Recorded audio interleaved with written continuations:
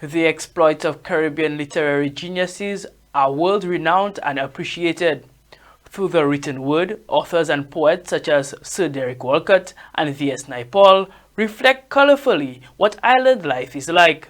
To celebrate these accomplishments, regional educators observe Caribbean Literature Day on July 12th. Among them is Dr. Travis Wicks. The educator has served as a teacher locally and now plies his trade as a theater coordinator at the University of the West Indies, St. Augustine campus. He noted that Caribbean literature helps West Indians embrace their culture.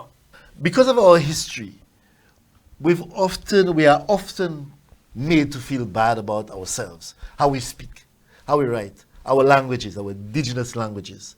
But Caribbean writers made use of our indigenous languages, made creative use of our indigenous languages, and brought out the beauty, the poetry in our indigenous languages. Right? Many, many Caribbean writers. The older writers would be like Walcott and Brathwaite and Selvon, etc. But now you have so many writers who do it, and that is because of the work that has been done by these early writers. So pride in our languages, but pride in our culture as well, because through the writings, that is where we see expressions of the culture. Dr. Wicks further underscored the uniqueness that studying Caribbean literary work brings out, as it highlights unity in spite of diversity. Because we are studying the work of writers from different territories, we can also see commonalities among us. So we celebrate our similarities and get to understand that we are one people. Although we have this archipelago separated by sea, we are in effect one people because of the common history that we have. The educator also implored parents to encourage their children to read and embrace Caribbean literature. We can start with parents.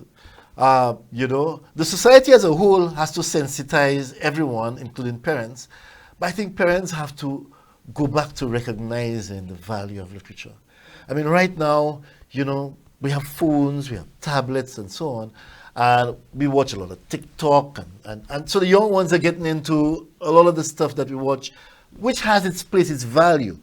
But if parents and families can inculcate a sense of appreciation in young people where they have a quiet time to just read and reflect.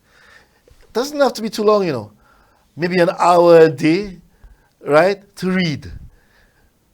Then they would begin to experience that joy that I have been describing in literature. For Choice News Now, I am Quinn St.Juste.